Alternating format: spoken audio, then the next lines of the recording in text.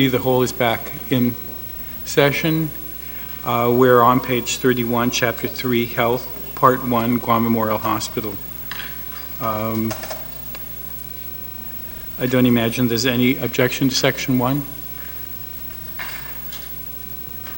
Thank you.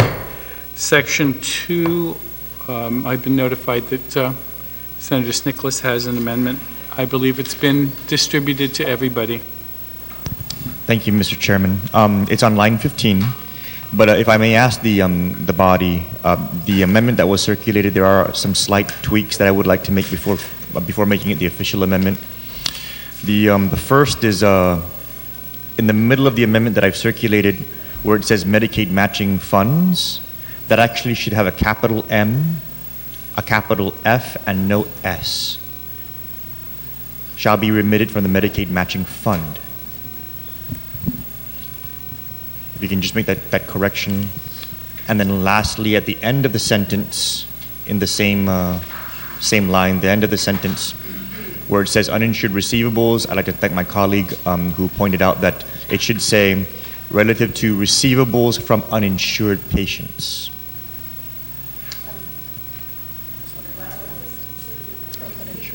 From uninsured patients. Right. Just to make the language very clear. And so, Mr. Chairman, I'd like to proffer this amendment on page 31 on line 15 of the bill to read, after GCA, strike the period, insert a comma, for the sole benefit of GMHA, inclusive of all matching funds. Any local funds unexpended for the benefit of GMHA shall be remitted from the Medicaid matching fund to the GMHA Pharmaceuticals Fund and earmarked for expenditure to retire the cost of services provided relative to receivables from uninsured patients. And if I may briefly explain what this amendment is intending to do. OFB has notified me that there is a GMHA matching, Medicaid matching fund. And so should we clarify this to have the GMHA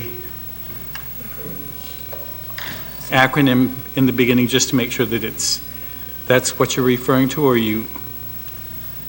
you talking about some different Medicaid matching fund? No, what this amendment is intending to do, and perhaps I can be guided to structure it differently, what it's intending to do is this original language is taking the money from the pharmaceutical fund and putting it into the Medicaid matching fund. That Medicaid matching fund is matching the local money with federal money, but it has to be spent subject to the parameters of the Medicaid program. Yes, but as you see on line 14, yes, the acronym GMHA is before that, before the Medicaid matching fund. Okay. Is that the fund you're talking about, or is there a different matching fund that you're talking about? That matching fund is fine. The same parameters apply, whether it's the GMHA matching fund or just the Medicaid matching fund. The GMHA Medicaid matching fund, because in order for them to avail of the match, it has to comply, it still has to comply to the Medicaid parameters that we have in our state plan.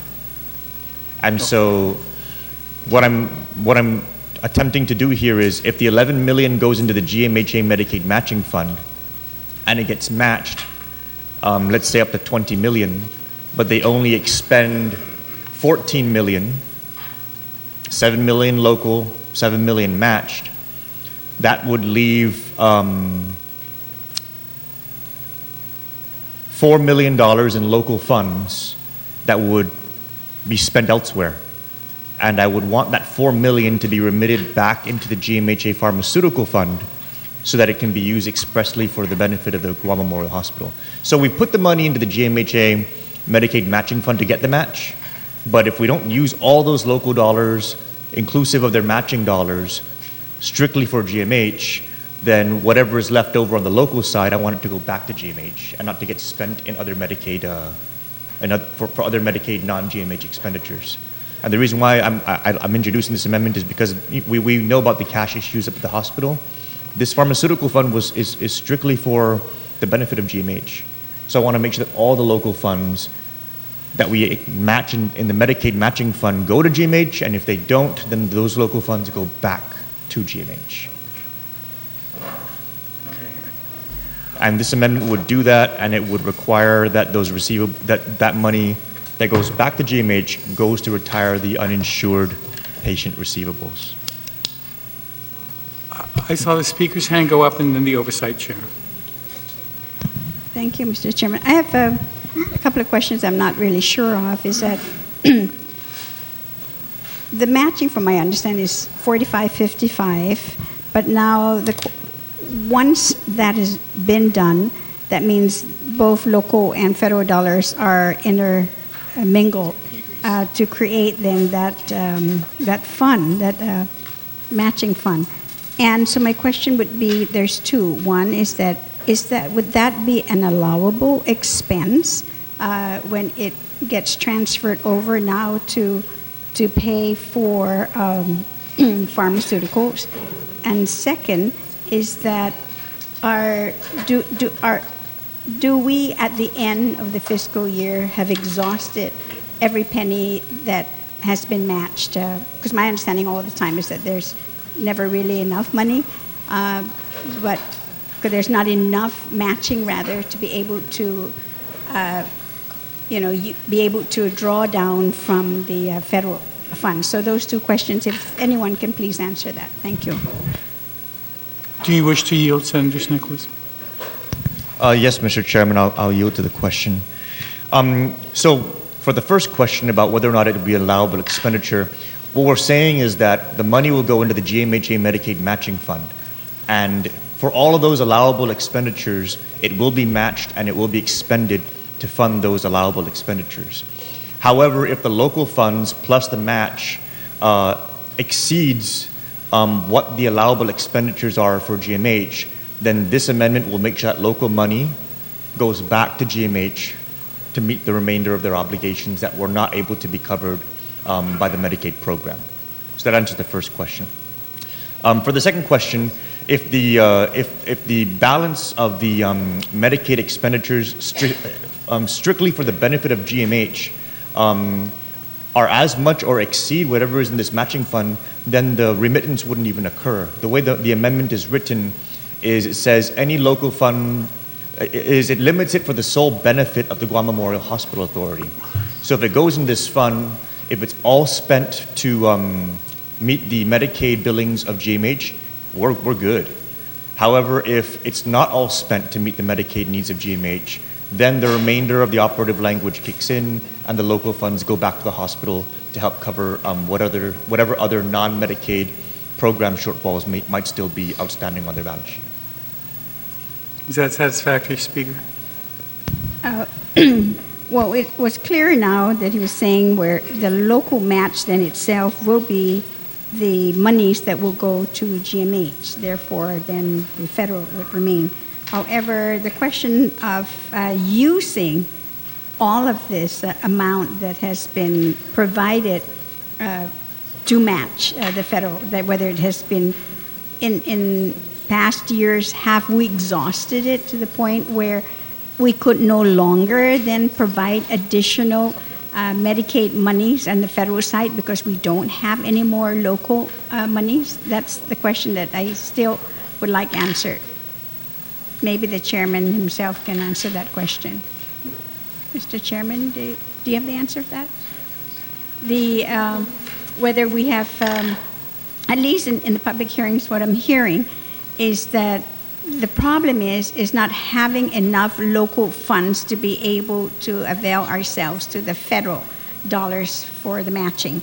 And so my question then would be, at least from what we've seen, and where we're at even today, the possibility of what either exhausting every penny this fiscal year or that we don't normally exhaust all the monies and then now that could be available to go to GMH. Yeah, I can't speak for the mover of the amendment, but yes, I'm sure that those occur, but the claims are, come in even after the fiscal year, right? And so what is done is that the even after the fiscal year ends, those appropriations for that fiscal year is used to then pay for the prior year. But I think, Mr. Chairman, I don't really see a problem here, but I think maybe what we need to do is perhaps allow that a portion of this, a portion of the funds that is allocated for GMH on the pharmaceutical fund is also used for MIP expenditures. So that public health will be able to use those funds and pay down GMH MIP claims.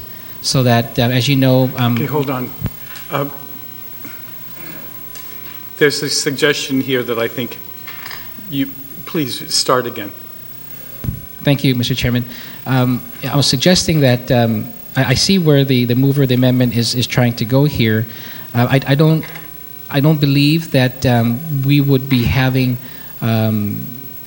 extra money available because there's not enough claims for Medicaid. I think we know where that stands. But perhaps what we need to do is authorize that a portion of this fund be used for payment of GMH MIP claims, so that at least how public health with Tess Archangel, how she does it, she tries to maximize as much as we could on Medicaid, but then if some of that could be paid on for MIP, then that gives them the flexibility to be able to use that as additional local matching.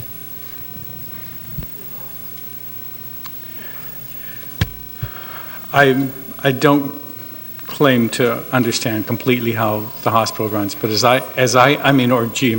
Public Health and Social Services. But as I understand it, what Public Health and Social Services has done over the last couple of years has taken the $16 million that we've been appropriating for MIP, and they've tried as much as possible to make people who used to be on MIP, for which we paid dollar per dollar, find a way that they could qualify as Medicaid clients so that we would only pay 45 cents on the dollar as opposed to $1 on the dollar. And consequently, in doing it this way, they have, for the first time, not fully expended all the MIP funds, because I used to tease them about the fact that they need to take me to just about every capital in Europe for dinner because they've actually spent more money for MIP. They've now got ingenious and they've moved as many people as possible over to Medicaid. And so we're only paying 45 cents on the dollar, but since they were MIP people, they just made them somehow Medicaid eligible. So if somehow both of these funds, if we could somehow give Public Health and Social Services the authority to use both of these funds to try to take care of that huge population, we could cover everything that the hospital needs, and more important, and just as important, we've got to figure out a way that some of this be utilized to cover the expenses outside. I know people don't believe that it's important, but really seriously, if we could have them go to their primary care physicians and have the preventative care or the initial care, they wouldn't need to graduate to the need for the acute care that's at GMH. So we shouldn't have this blinder or this block against paying private doctors. We should try to encourage that as much as possible, because if we can get these MIP and Medicaid people in to see private doctors initially, they wouldn't need to have to go to the hospital. So we've got to take care of the entire group, not just the ones that end up at the hospital. So we've got to figure out a way of being able to do that. And this farm fund and your suggestion, the amendment you're getting to, I'm hoping we'll try to take care of that whole thing, because public health should be the one that tries to get the preventative and the early care so that it doesn't become acute. Thank you very much, Mr. Chairman. And that's exactly the point, and I totally agree with you. So what we're saying here, Mr. Chairman, is that if the mover is correct that there is additional funds in the Medicaid fund, let's say it's not expended, then let public health use that for GMHA MIP claims so that the MIP that we appropriate to them could now be freed up and used to pay, as you said, the outside providers. So that's where I'm hoping that we could perhaps amend this amendment to reflect that.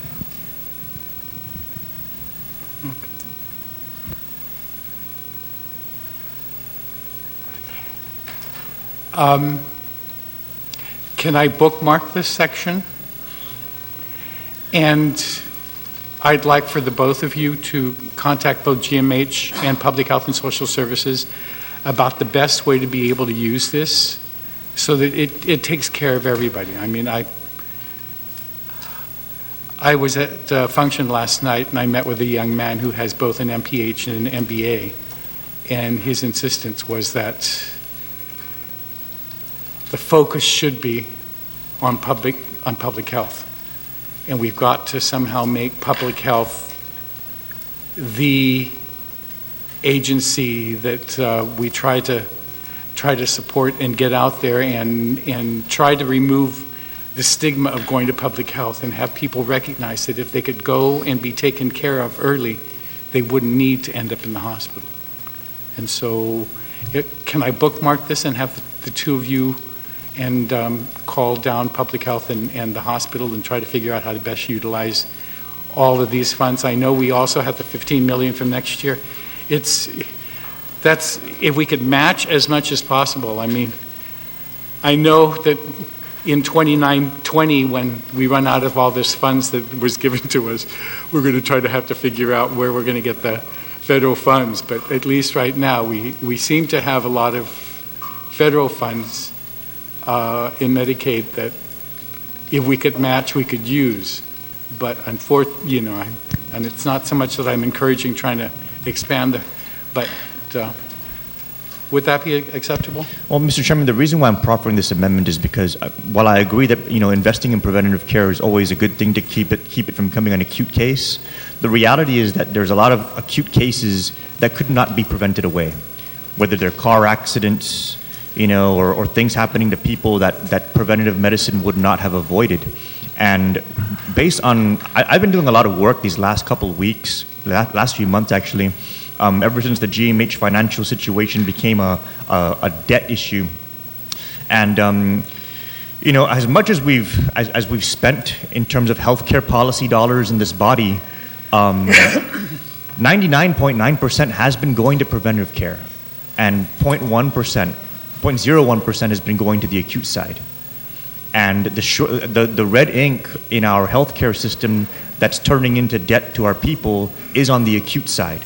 And so while I agree that investing in preventive care is always a good thing, there is still the need for us to understand that there's going to always be a constant, if not fixed, but a constant cost, acute care cost that we're going to need to meet. And we've been shorting that acute care cost for years. And that's why GMH constantly racks up all of these payables, because the amount of money that they're bringing in from the customer base and from the government is not enough to meet that fixed cost of acute care that is on this island.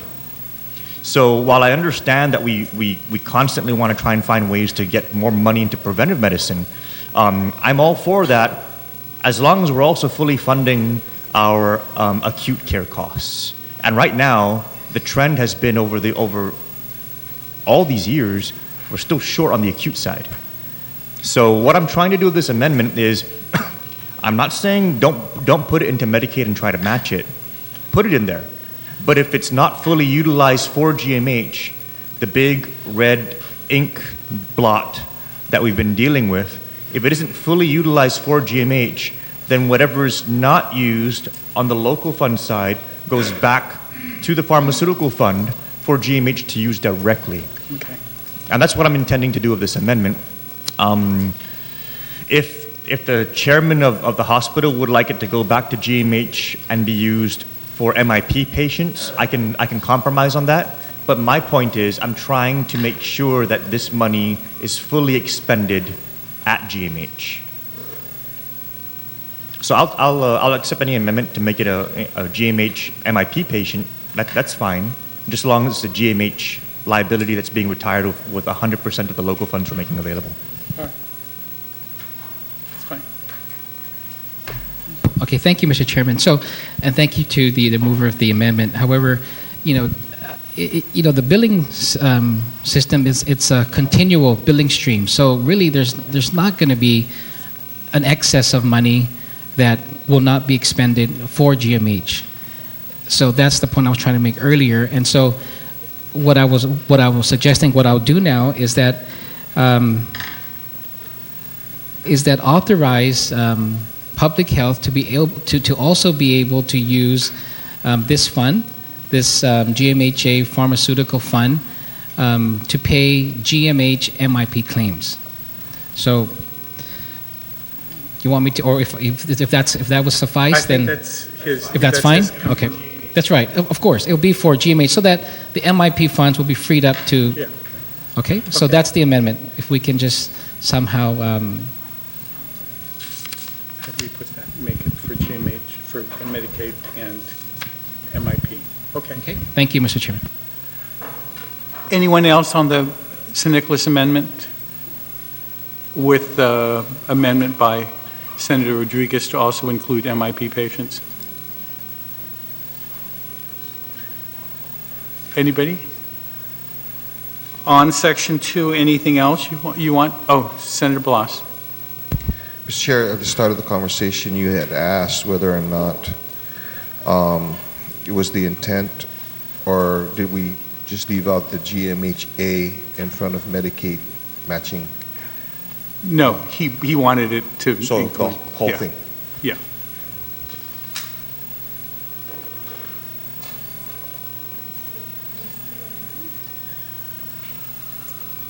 We're trying to write.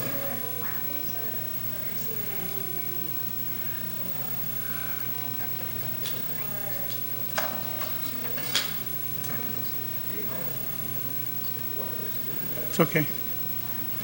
I think the two of them have agreed. Okay, hold on a second. We'll take a short recess.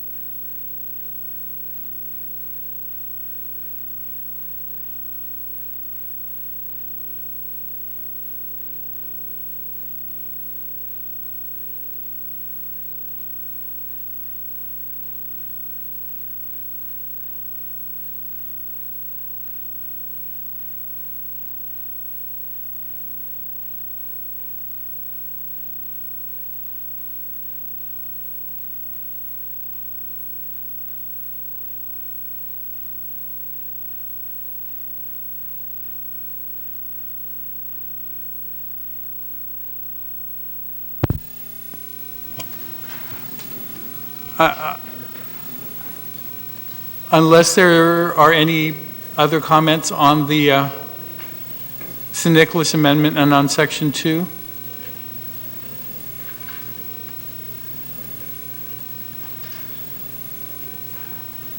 Unless there are any...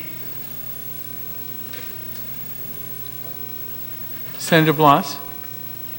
Fine. Okay. Okay.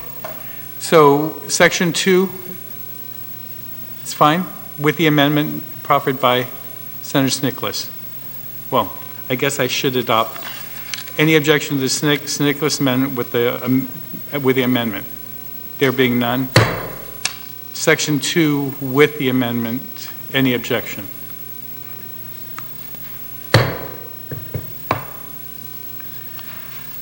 Section 3, appropriation for FY2017 accounts payable, the sum of $15 million authorized from the most recent bond.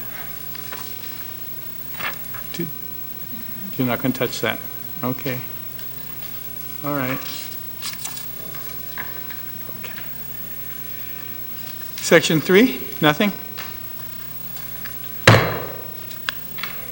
Chapter 3, going. Part 2, gone.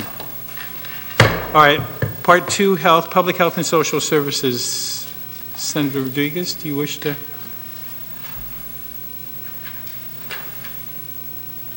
Thank you very much, Mr. Chairman. Mr. Chairman, I want to thank you also for the accommodations you have provided to, of course, all the agencies, but to our health agencies as well. During the budget hearing for public health, there was, we did ask them several questions. One was regarding the senior citizen program and how right now they're under protest, and it's costing our government I think more than double what it was costing under the current contract, and nothing has been resolved. Of course, we want the government to be able to work as fast as they could to be able to resolve that matter. I believe that there are ways if the executive branch had really step in to kind of resolve this matter even before it gets to the court. I believe now it's with the OPA. The reason why I'm saying that is that it's costing our government much, much more to be able to provide the food services for our senior citizens at the senior citizen centers. And so, just to, I guess, a heads up for all of us here is that this budget reflects what was requested and what I believe public health can live with. However, with that issue of the senior citizen meal program not being resolved and the fact that we're paying much more than what we're budgeting for, there's going to be problems down the road. There's going to be issues coming up, and I guess we'll get to that when that happens. So I just wanted to be able to state that for the record on that issue. And so as we go down, I have if there's anything else that I'll ask to be recognized. Okay. Thank you. All right, for the overall appropriation to Public Health and Social Services, Section 1. Any questions or comments? Section 1.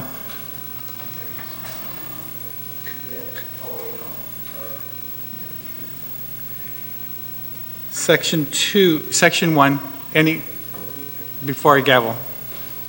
Section 1. Section 2, Senator Espaldon. And then Senator Nicholas. Thank you, Mr. Chair. Just to be consistent with some of the discussion that was going on yesterday and some of the concerns that I had raised, under Section 2C, there is the verbiage, no more than 15% of the appropriations is authorized to pay for the fiscal 2016 obligations of MIP.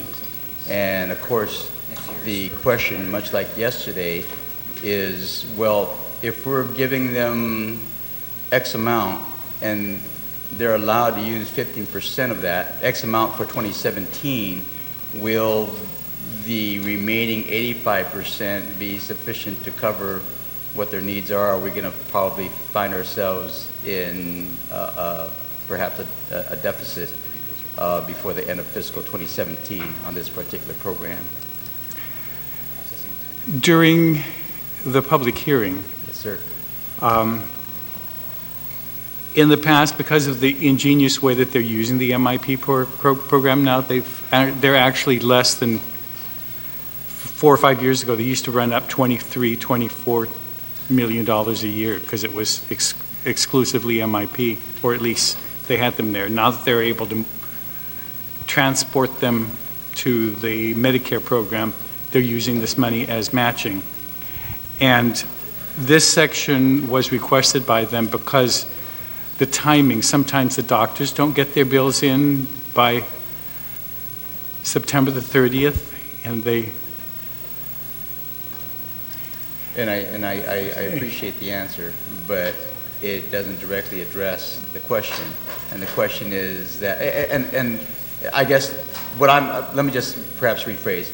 What I'm understanding then is that because of the way that they moved some of our people from MIP over to Medicare or Medicaid, then their MIP's needs are not as great as they were several years back.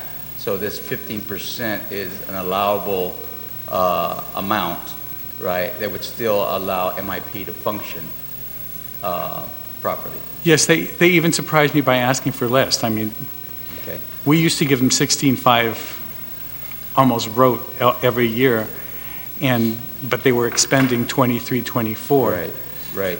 But this time they insisted that their expenditures to date, was 15, and I'm like, well, I'm very happy that you're able to use that to get 30-some million to cover. Yeah, but that's what they've done, is they've taken the 15, invested it as a matching, and consequently have had 30 rather than the 15 that we gave them. I appreciate that, Mr. Chair. Thank you. Okay. Senator Nicholas. Thank you, Mr. Chairman. Also in line with trying to get as much resources into GMH as possible, I would like to proffer an amendment on Section 2.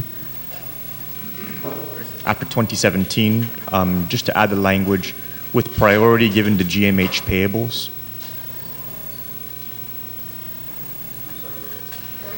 Page 33, line 2, after 2017, strike the period, insert a comma, with priority given to GMH payables.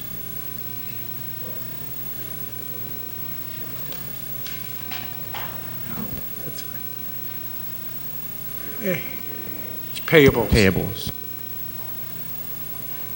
Does everybody understand that amendment?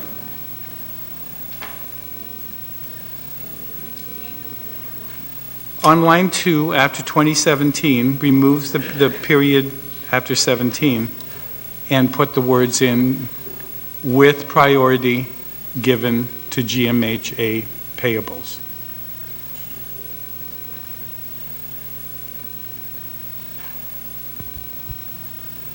Senator Espaldon. Thank you, Mr. Chair. I guess the question to the mover of the amendment is if we give priority to GMH payables, does that mean that GMH payables come before any payables to any private doctors or clinics? The answer is yes. As I guess in English that's priority. Well, and I suppose... Unless it's like, Well, but it is, but I think what he's saying is if they're paying it, he wants them to pay GMH first before he pays the private vendors. But I suppose one of the thoughts that need to be entertained is that would then discourage private doctors and private clinics to accept MIP patients because they know that they're at the bottom of the list. And as per the earlier comments by you, Mr. Chair, again, we would almost want to encourage them to go see a primary care doctor before they get to the point of GMH admittance. And so I'm not sure in terms of this particular amendment. Yeah, I'm just repeating it. I'm just not. And I appreciate that, Mr. Chair. And that's why I wanted to at least articulate it so that I can hear my own voice come back and say, well, does that make sense or not? And I might have some concerns with that. Okay. But I understand the intent. Thank you, Okay. Mr. Chairman. Any other Senator? Thank you, Mr. Chair. Mr. Chair, I have concerns with that too. And it may come as a surprise because, here we are. We want to make sure that our hospital is fully funded, has the resources. But as you said very well earlier, the key here is to ensure that the primary care doctors, preventative care is supported so that, we don't get our people having to use the hospital as their primary care or having to go there when their illness is already acute. And so, and if you don't want it coming from me, if you don't think that that's something that coming from me, you don't want to believe it, that's fine. Speak to the professionals. Speak to Linda DeNorsi, who's been around, who's the Community Health Center's Chief Executive Officer. And she's always said, advocated for, pay the private providers on time, support them, fund our community health centers, and that's where you're going to see us being able to chip away and resolve the problems over at the hospital. And so to just come out and say we're going to appropriate this MIP money, priority is the hospital, sounds good, sounds very good, especially for the hospital. But in being practical and reasonable, it's not the way we should be doing it. So I would object to that amendment. There's been an objection. Senator Respicio? Thank you, Mr. Chair. Mr. Chair, I just also want to point out that with these 1, 2, 3, 4, 5, 6 words, we're going to be undoing years, if not the past decade, of trying to divert individuals from going strictly to direct to the hospital and utilizing the community health centers and also the private service providers. So it's I also understand the intent, and I'm threading very carefully because I don't want my position to be misrepresented, that I don't support the hospital. That's further from the truth. But I just also want to make sure that we're not, by adopting this amendment, we're not, and it's not a matter of making the private providers the bottom of the list. They're going to not even make it on the list because the needs of GMH is so great. The needs are greater than whatever resources are available to provide for the demand placed on them. So I believe that this amendment would certainly discourage patients from going to the community health centers because the community health centers, public health would have no funding to keep those community health centers in operation, and they'll just be shutting those services down, medical services down, and just having all these individuals go directly to Guam Memorial Hospital's emergency. So I stand in opposition to this amendment. Thank you. Any other senator wish to be heard? If not, I'll allow the mover to close. Thank you, Mr. Chairman. Mr. Chairman, several things need to be brought up. The first is that our public spending on healthcare has increased dramatically over the last 5 years. It's gone from about a little over 30 million to a little over 80 million. And in that dramatic increase, the amounts going to the Guam Memorial Hospital have barely budged. And we talk about how spending more on these outside providers is going to reduce the losses at GMH. It hasn't happened. We've ballooned public health care spending by $50 million, and we have not made a dent in the red ink that GMH is bleeding.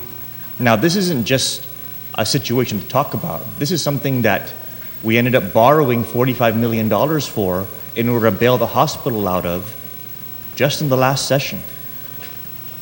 If we don't get the cash to GMH, we're going to repeat the problem.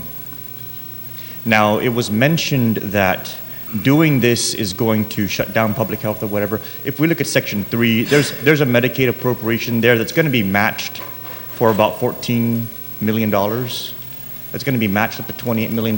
That's going into the public health system. That's going to go to public health, and that's going to go to outside providers.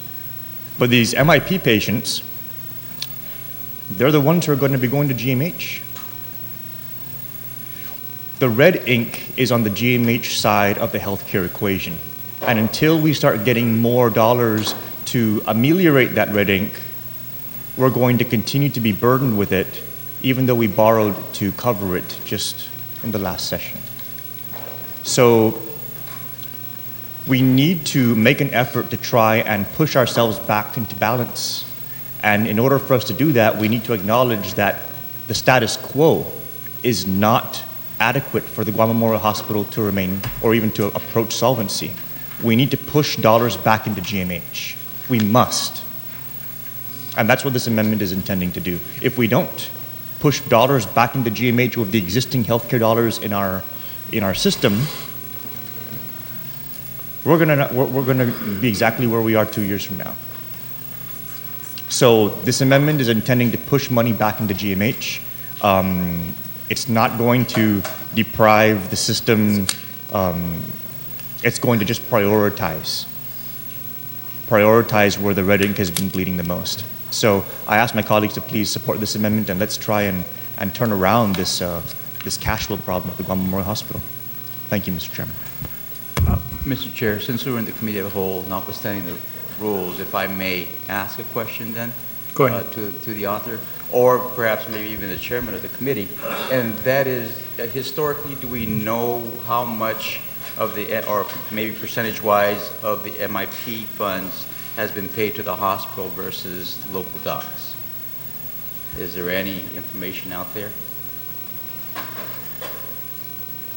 That might be relevant, because perhaps if it was a percentage, if we take a look at percentages, and perhaps if the percentage was too low going to GMH for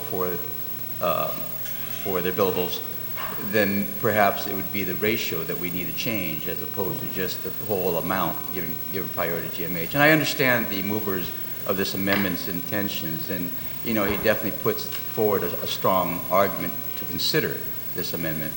But I think, in my mind at least, it would seem to me that if we understood what those percentages were that were being pushed towards GMH versus private docs, and if there was inequity in terms of what should be going to GMH, then perhaps we should increase the percentage of the MIP funds for GMH and less. But absent any information, I suppose it's an all or nothing.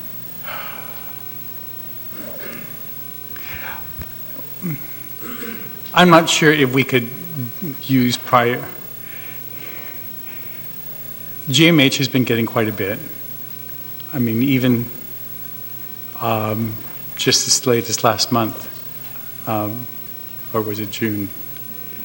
The swap, there was like 10 million of payables from MIP, Medicaid. Those were all payables from the government of Guam to GMH. That was all paid, well, paper-wise, to GMH at one time, so that they could pay off offset their withholding tax. So it's a huge sum of money. I mean, that was just in 1 month. So that number may vary during the year, but I know that private providers have complained in the past, and I know that he's suffered many of the calls. Thankfully, I don't get those calls. He gets them. And but I only get the pharmaceutical companies that call me that they're not getting paid there. Mr. Chairman, if I could as well.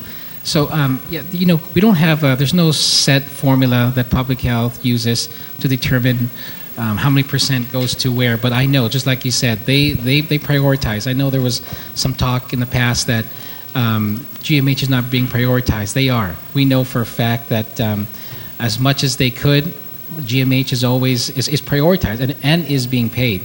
I think if we're talking about getting more money to GMH, getting more resources to them, trying to resolve the rent ink that keeps bleeding there, it's other measures that we really need to address. Some of those measures that the same people that try to advocate for this stand against, and which is the rate adjustments over the hospital that hasn't been changed for 20 years. These are some of the things that need to happen. If you've been charging for a service with a cost that is from 20 years ago, no matter how much more you're going to appropriate and allocate to GMH, that same service, unless you make the rate adjustments to at least cover the costs, you're never going to be able to get them the resources and get this thing corrected. And so, there is a report that Public Health issues every quarter, the MIP and Medicaid Expenditure Report. And I'm sure, I'm trying to load it, it's not loading up here, but that will give us a clearer picture of what is being paid to GMH from MIP. Thank you, Mr. Chairman. I know it was just issued last week. I didn't bring my iPad in, but it's on the. There is a report that shows who gets it. There has been an objection to the amendment. All those in favor of the amendment, please indicate by raising their hand. Amendment fails. Section 2, any other amendments in Section 2? Public Health? Any further amendments in Section 2? If not, close the section. Section 3, Medicaid Program.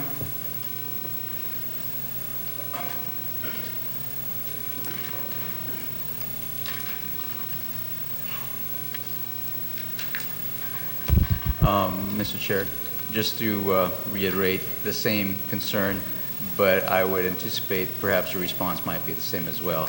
We're allowing them to use 30%, no more than 30% of the appropriation for 2017 to pay for 2016 obligations of the Medicaid program. So out of the 17 million, let's say, times 3, what is that, 450? So basically, this comes down to the Medicaid program then after that 30% would have roughly around $12–13 million, and that's sufficient for them to operate, Mr. Chair? 30% is a big amount to pay for last year's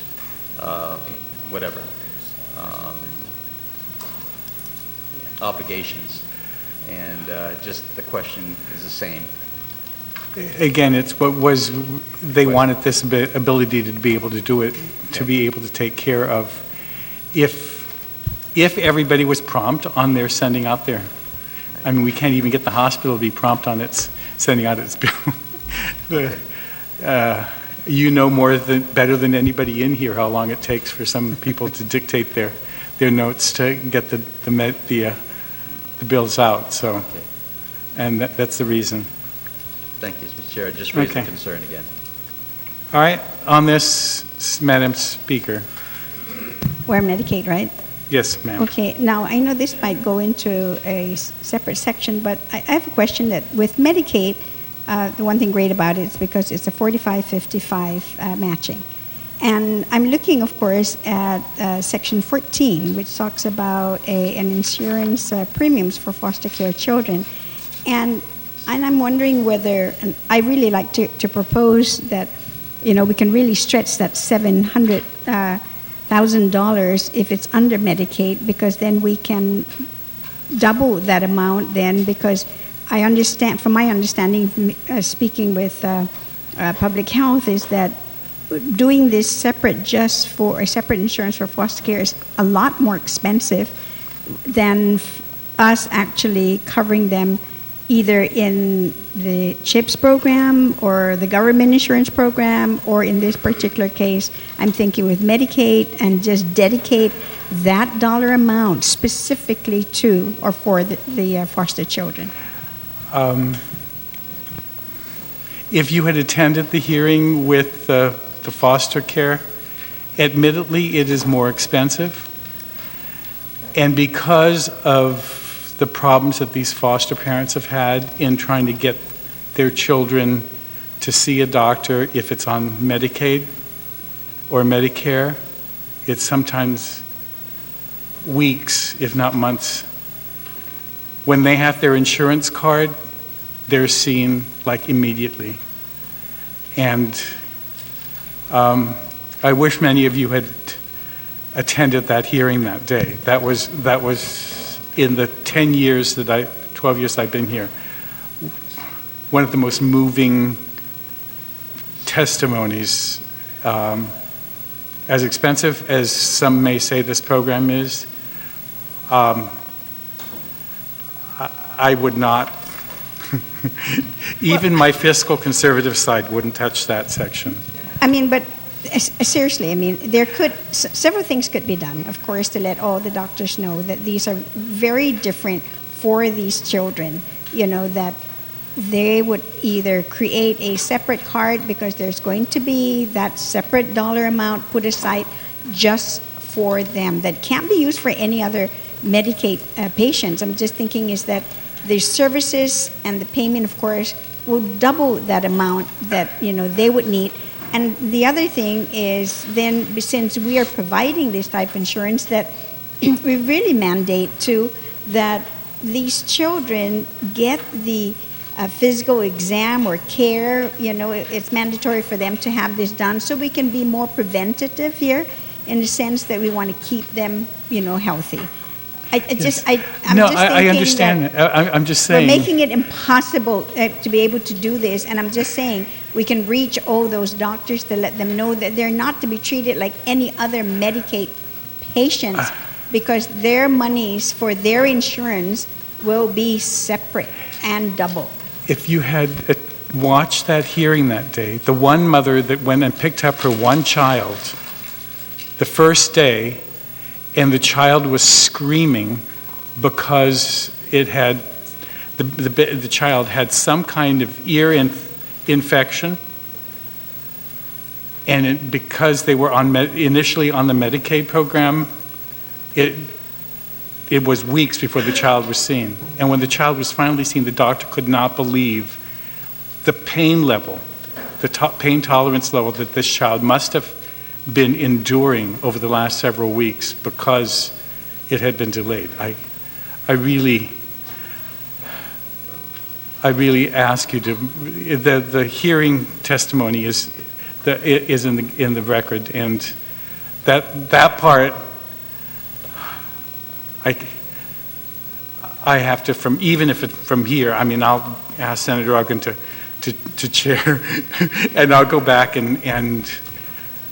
Because it really is, as expensive as it is, and whatever else other problems it has, the foster parents, I know everybody that attended that hearing, it was the most moving that any of us have ever had to endure, at least that I've seen. Well, I'm not arguing that, and that's what I don't understand at all either, is that when there is someone who's really suffering, that any doctor would turn that patient away, and especially a child. And shame on those doctors who didn't want to take those kids in. Regardless, there are those who still walk in. I still can't believe that anyone would reject a child to see a child who's suffering. They should be given priority. Mr. Chairman, if I may. I know we're not in that section, but since we're talking about it, and I understand. I wasn't at that hearing, but I watched it, and we all here passed the law that said we're going to get these foster kids into a private insurance program. The biggest problem we've made is that we've tied that into the government of Guam insurance plan, and I think that's why we're paying so much. Actually, it's a sweetheart deal for the insurance company. They're paying more. I mean, we're paying them more than what they're actually utilizing. Before we started this program of privatizing the coverage for foster kids, Medicaid was paying, in 2015, I believe was the last time we had it under the public programs, about $190,000 was what Medicaid had paid for our foster kids. So, and something that I plan to do later on is to, it had a hearing, was a bill that I introduced to kind of delink the foster kids insurance from the entire GovGuam plan, so that it's a separate contract. They can go out and truly just cover the needs of those kids. Because now in this budget here, we have them an increase from $250,000 from this fiscal year to $700,000 for next fiscal year. And so, the way, to address that, the potential way, we don't know. I mean, hopefully it is the way is to delink that program from the overall GovGuam health insurance, and then the foster kids will still be able to access access care through a private health insurance. But then again, it goes back to the fact that you said earlier too, the reason why we had to do that is because our private physicians have closed the door because of not being paid on time by MIP and Medicaid. So even more that we should be supporting and ensuring that the private physicians, private clinics also have a fair shake in getting the reimbursements from our government. And just to go back, I saw not the last quarter, the quarter before what was reported last week. For MIP, of the $9 million that was paid out for that quarter, 23% went to GMH. Or more than 23% went to GMH. And so that's one of the largest payments made to GMH. And so priority is already being given to GMH. Thank you, Mr. Chair. Yeah, but as it relates to the, I'm sorry, Senator Argan, you had a comment. Thank you very much, Mr. Chairman. Mr. Chairman, I just wanted to really reinforce the statements that you were providing. I think the Speaker is bringing up a very important issue that they have tried. We as a government entity have tried in terms of allowing some of these foster children to possibly go under Medicaid. Unfortunately, there have been a number of hindrances with the process itself. And you're absolutely right. Just calling for a preventive maintenance or a physical, sometimes because by virtue of these parents and the foster child being under Medicare or Medicaid, they're not necessarily entertained as quickly as they should be. So one of the explanations that was provided by a number of the parents that were at that hearing is that, please, we need this program to continue. Because now we get to call the doctor's office, we get to call the clinic, make an appointment, and they entertain us quickly.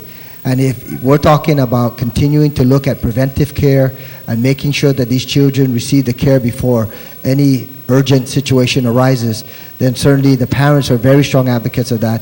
They were very, very appreciative of how the process works now by virtue of having private insurance. The question is then, in terms of weighing the costs and the benefit. I believe that when we look at these foster parents providing the tremendous service and support to our community by supporting these foster children, to me, the benefit far outweighs any cost based on the numbers that are being provided here to be able to pay for private insurance. So, Mr. Chairman, I certainly appreciate the sentiments and the concerns and the statements that the Speaker has brought up. They're very, very valid concerns. But looking at how the parents have been able to take advantage of, in a good way, to benefit the foster child, this new process that is in place, private health insurance, it's beneficial to the children. It removes any unnecessary, extensive burden and timeline for the parents. And all around, it's just a benefit to the community. So I just wanted to share also that perspective. Thank you, Mr. Chairman. And I'm sorry, I broke it open. We should not have gone to a different section. We'll address that when we get to that section again. But, okay.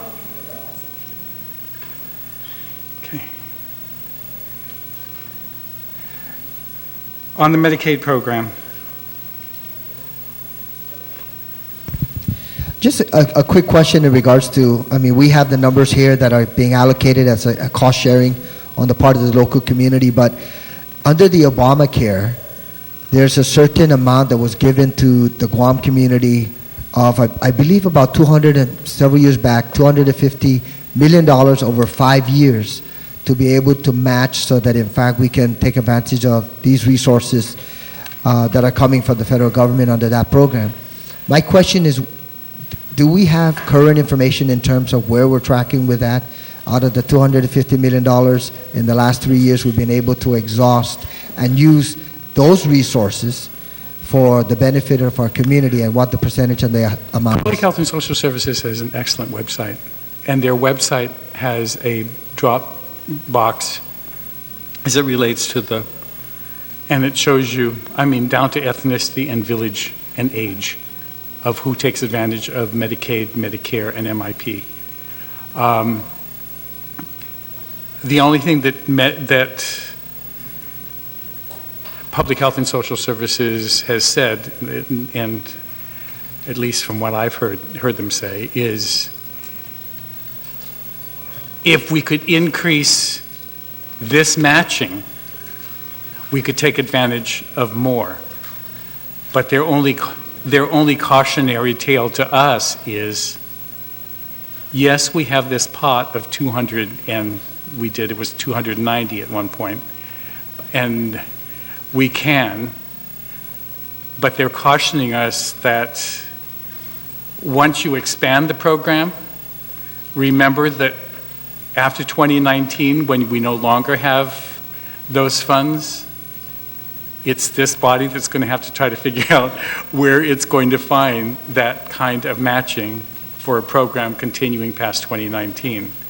If whoever is in Washington at that time does not continue to provide that largesse.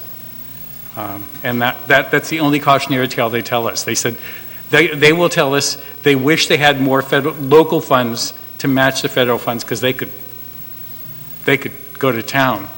But they're also trying to be as cautious as possible in making sure that they only make eligible really people that are really eligible and not expand the program so large that in 2020 the cost to us is going to be astronomical. Okay? On section 3. I have a question then on this. Is that it's for children's health insurance and... No. We're still in section 3. I haven't gavelled 3 yet. 4. Section 3. Section 4, CHIP, Children Health Insurance Program. So can I ask a question? Madam Speaker. So this insurance, CHIPS, would be to assist them or provide premium assistance payments to help families now purchase private insurance. And, you know, the chairman, of course, was saying that it will be a lot cheaper if, again, we're able to go back again to the foster children under this program to assist them to purchase private insurance. Or if it doesn't fit here, would it fit then on the other section? I'm just trying to find a way that we'll be able to provide the insurance, and even if it's private rather than the government of Guam, I mean, how best can we do this to be able to give them the widest coverage?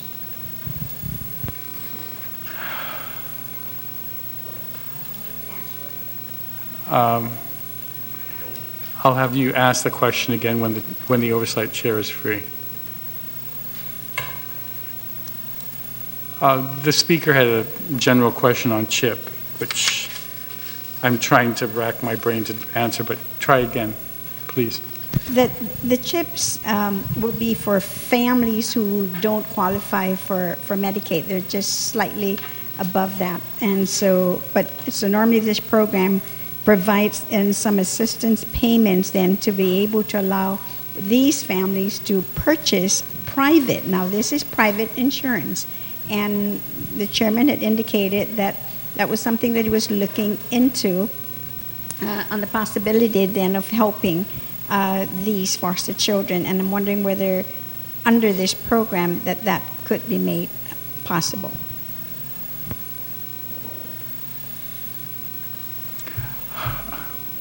Inasmuch as Hillary did get this through in '93, one would have thought that over the last 20 years that someone would have tried to figure out how to be able to move our foster children onto there. Unfortunately, I have to admit that I had not asked that question of Public Health and Social Services in the past, so I don't have an answer for you in this budget, but I assure you that for the next budget, I will make sure that I ask, if I'm here, I will ask that question. I don't have an answer, and I don't think we can resolve it in the next couple of hours of them trying to figure out how to be able to do this. But just as to CHIP, I have to admit that I don't understand that program at all. It's been used as matching. You know, and I understand, and you're right. And I'm sorry I didn't ask the question either. I've just, but I think it's something we really need to ask. For other. I mean, there's got to be a way with Medicaid, with CHIPS, with the regular foster a program under the government of Guam, there just really has to be, you know, a And way there to there be able is. to take care of the children. At some point we could get all of this money that's being spent in healthcare to purchase healthcare for everyone, Absolutely. then that would do it. It's just trying to get everybody together to understand that there's a need for that. Exactly. And I believe there's a bill in. I've been trying to do this for 10 years. And we're actually planning a summit as well. So at some point, hopefully, we'll get this resolved. Right? But CHIP, on the section on CHIP,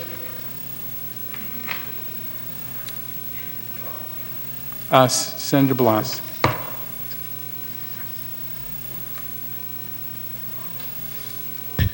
Mr. Chair, are we made to understand that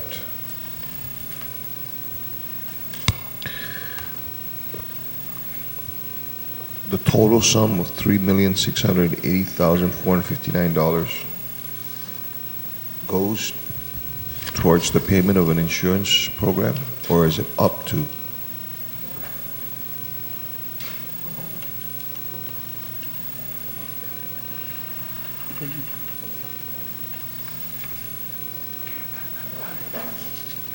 These were numbers that were provided by Public Health. I'm sorry, and at the public hearing, I'm sorry I didn't dwell in on this one. Because then I'd like to know, you know, how many children are we covering with this?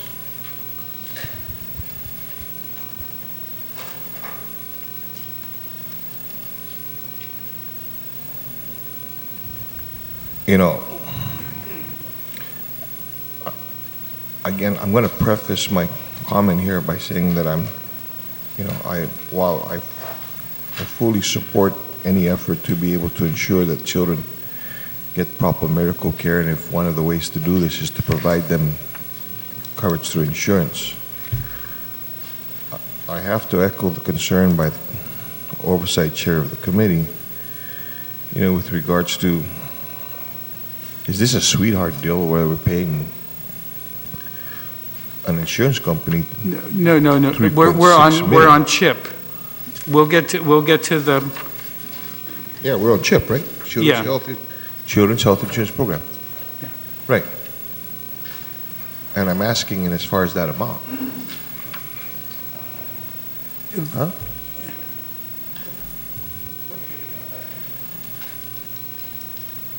This is. Gov Guam provides the $3.6 million to match as their match to receive the $5 million to assist families get children health insurance for those that don't qualify normally.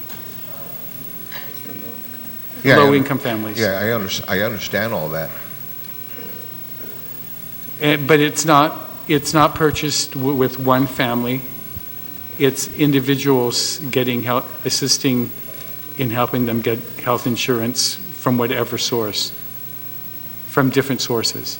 It's not all one health insurance. It's private health insurance, but it's not just one. It's like the assistance for daycare. It's daycare assistance at whichever daycare you take your kids to.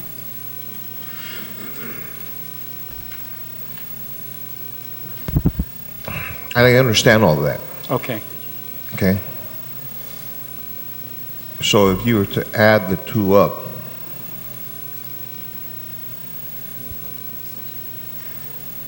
my DI math is about close to 9 mil, right? Yes. Both local and matching funds? Yes. To cover how many children? Is my question. It's for low-income family children. Understood. Again, going back to the concern that you had with regards to the Medicaid and the matching, you know, this huge pot of money that exists, and the concern about what happens when we expand this program. You know, I'm looking at this. I've got my insurance hat on here, okay, and and same concern that was brought up by the speaker. Are we getting the best bang for a buck here? And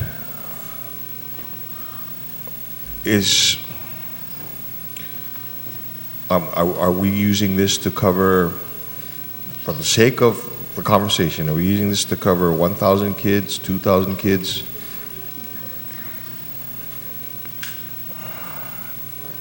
Can you pull up Public Health and Social Services and get to their CHIP?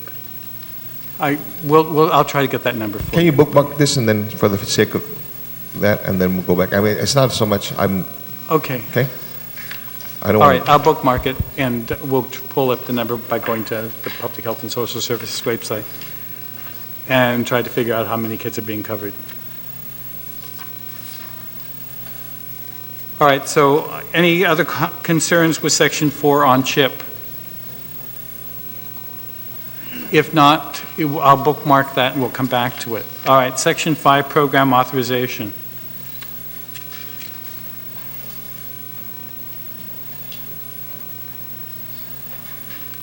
I believe that this is the section that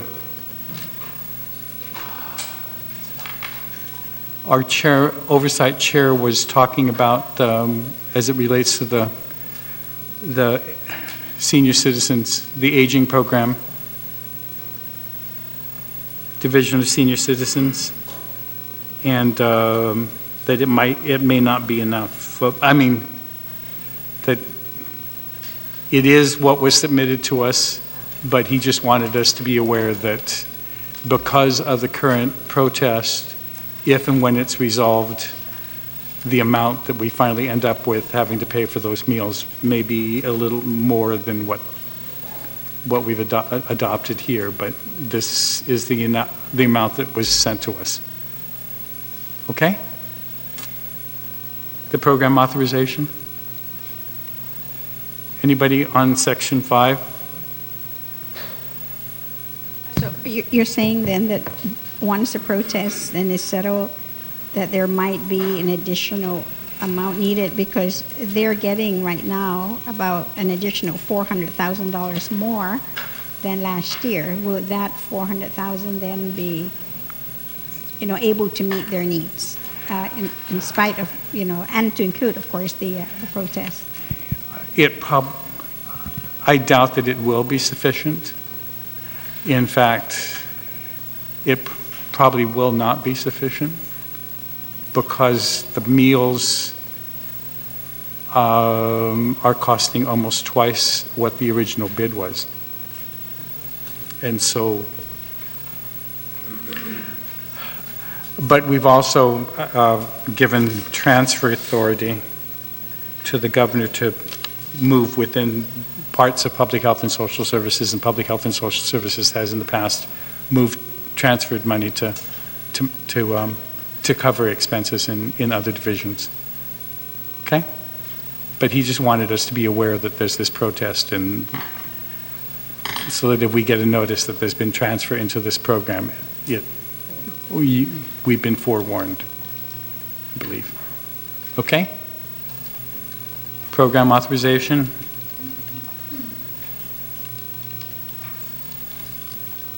No? Did somebody find that shit? Yeah. How many kids are covered under CHIP? And how? So, Mr. Chairman, on CHIP, we'll get the amount of how many, but it's every child whose parent or whatever, even their guardian, if they're legal guardian under Medicaid, is charged against the CHIP program. So even our foster kids, before we separated them out, were being charged against CHIP. So it's the Medicaid program, but it's just a separate appropriation, a separate source of funding for kids that are charged against CHIP. So I don't know if that was the question, but the exact number, I'm trying to get it now, Okay, But yeah, so it's not a private program. It's Medicaid. okay. I mean, I have some documents here, and the way they're writing it, from Public Health, it says that the Medicaid payment and miscellaneous CHIP and EAP is an expansion of the Medicaid program, and they have, of course, the expenditures. So, but I'm trying to go through to find the actual numbers, but they're lumped in, as the chairman said, really under the Medicaid program. And so on the report, Mr. Yes, Chairman? and so I have to correct myself. It's not that they help, it's not that they assist families that are unable to provide health insurance for their children. It's to provide private health insurance. It's to assist families that are unable to provide health insurance for their children with coverage under the CHIP program for the children. Is that correct now? Am I getting that correct? I don't have any children. I don't know. No, but I mean, I was reading online too, and they're saying that children can actually be in both programs. You're right. Okay. Yeah, Senator McCready. Thank you, Mr. Chair. I'm sorry, I'd like to go back to Section 5 because I just had a question. Okay. You had mentioned that the current procurement was under protest and that the prices of the procurement doubled as far as the meals are concerned. So procurement law would stay the process, and the incumbent would continue on until the process is resolved, correct? Correct. So how long, because if the current protests, and we are projecting, or we see that the meals are double from the incumbent vendor, what if the protests last more than a year? So that we would continue paying the less price, correct, to the No. incumbent? No, the incumbent is no longer being used. Okay. But isn't procurement law the incumbent stays until the process is finished? No. Okay. The incumbent has been disqualified because of health violations. And the new And vendor yeah, the emergency vendor is double the price? is double the price. Okay, thank you. That was my question. Thank you. Yeah.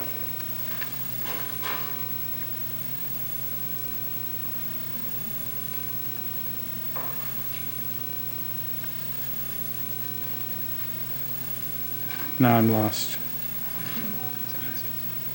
Did we resolve 5? Okay. 6.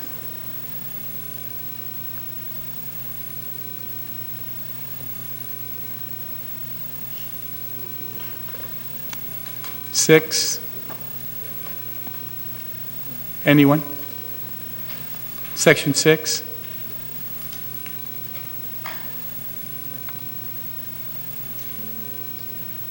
If not, Section 7, medicines and vacant positions for public health and social services from 535 allocated from the Healthy Futures Fund for the community health centers. Senator Uggan. Thank you very much, Mr. Chair. I understand the aspect with regards to medicine, but vacant positions, wouldn't that be incorporated into the overall operational budget within the community health centers? Because I'm looking at it whether in fact, well, this obviously would be an additional appropriation above and beyond what already is provided in the previous page of general fund support for funding personnel. So. The 535 from Healthy Futures Fund goes back into the big pot for everything related to community health centers, including vacant positions. At least that was their request. Okay, it's just so that I understand that inclusive of vacant positions, the general fund appropriation would address that, and then this would be an additional appropriation above and beyond for any additional vacant No, it's not an positions. additional appropriation. The total pot in Section 1 includes this 535.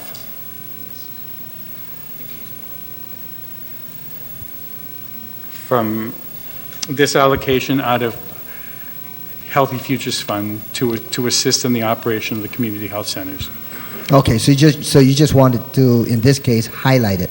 The fact that they're You know, getting the money fact from that the they- Healthy Futures Fund for this specific purpose.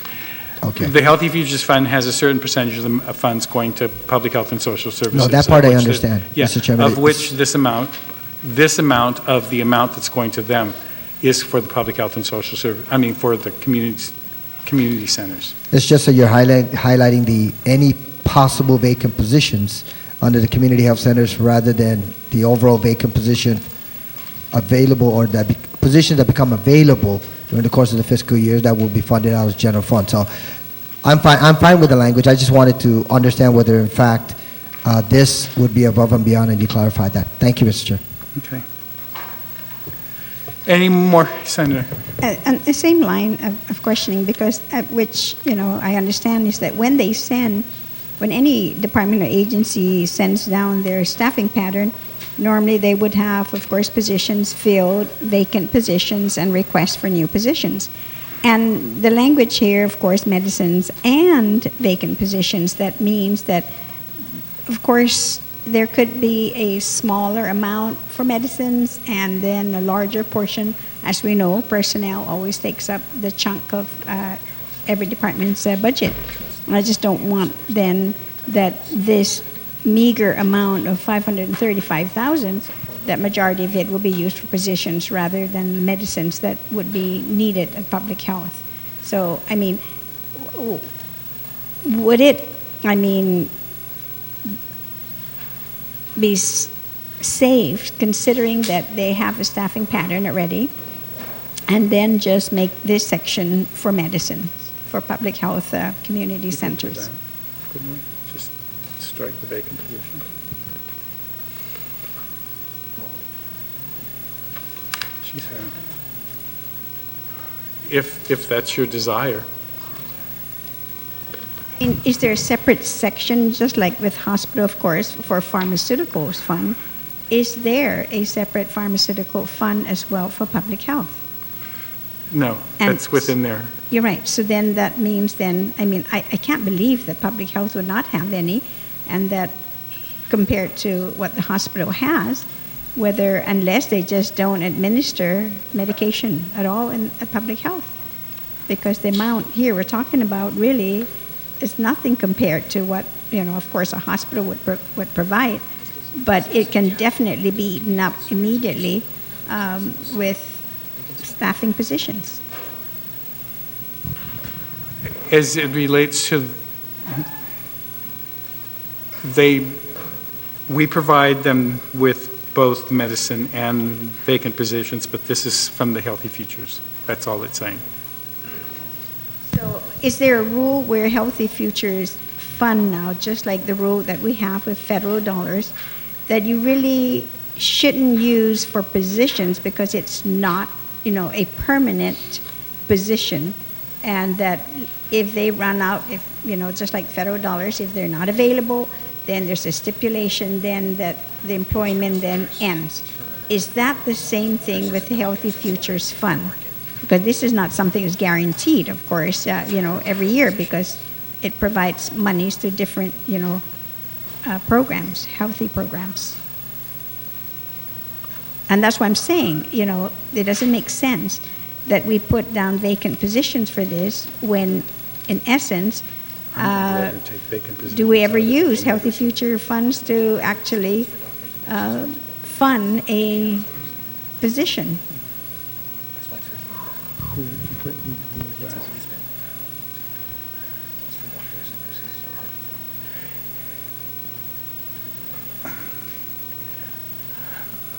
I know I hate to use this is the way that they sent it to us, and I think they may have had a reason for it, and it's for doctors and nurses that are hard to fill to assist in providing for the additional assistance that they need.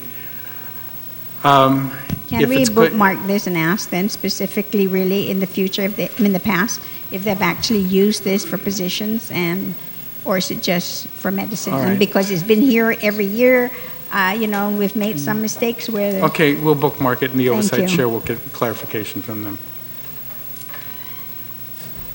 So section 7 is bookmarked for the vacant position clarification.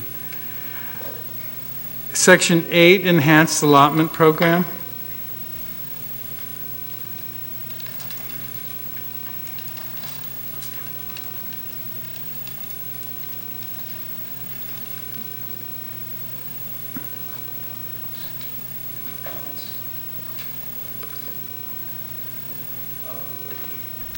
Senator Nicholas.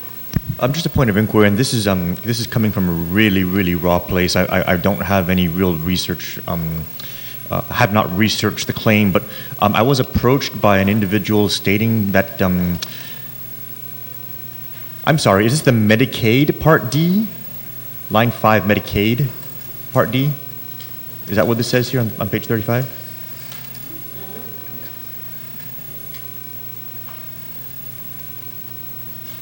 Is that correct? Yes. Medicaid Part D, not Medicare Part D. Okay, okay, I'm clarified. Thank you, Mr. Chair.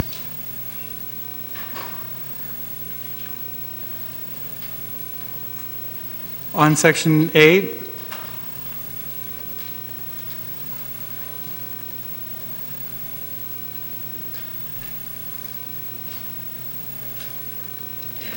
Senator Blas. Mr. Chair, just a general question with regards to these figures. Is it possible that if the figures represented here and henceforth, if it represents a departure upwards or downwards from last year's fiscal allocations? Example, is this the same amount or is this an increase from last year's? It's a very small increase. It's increased 51,000. Okay, so if along those lines, if you can include in the presentation whether or not the figures represented in the section are an increase or a decrease or status quo. Okay. Okay, thank you.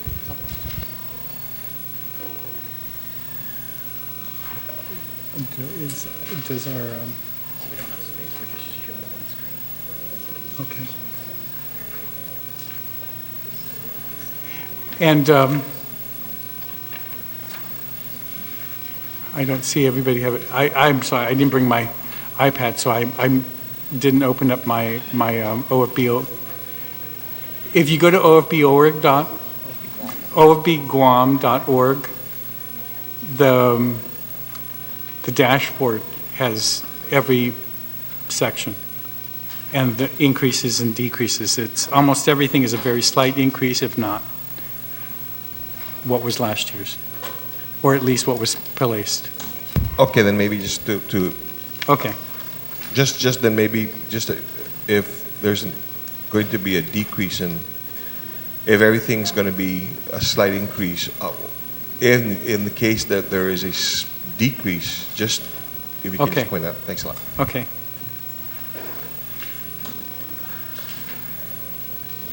It, 50,000.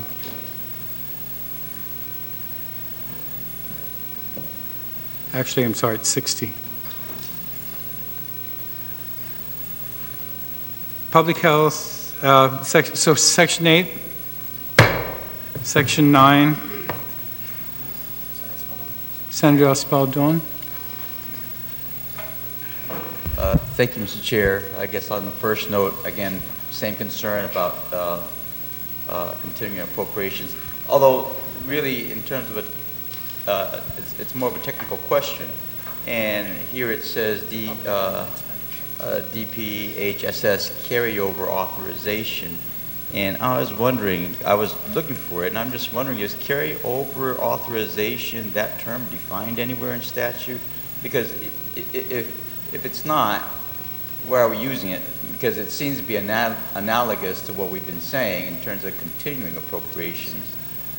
And I'm just wondering, is there a difference between a carryover authorization versus a continuing appropriation? And it's only in the title of this section. I was trying to read it and Yeah, but statutorily, which one? just wondering. Is there continuing? No, you're correct. We probably should use continuing as opposed to carryover. It's the same thing, but it should be continuing. Okay. And I probably could use this opportunity to explain some of the differences. Okay. Okay? Like the Office of the Attorney General, and in some later section, is going to ask for continuing, or actually carryover authorization. Okay? The difference is that the Attorney General is asking for like 2014 and 2015, and you're going to say, why?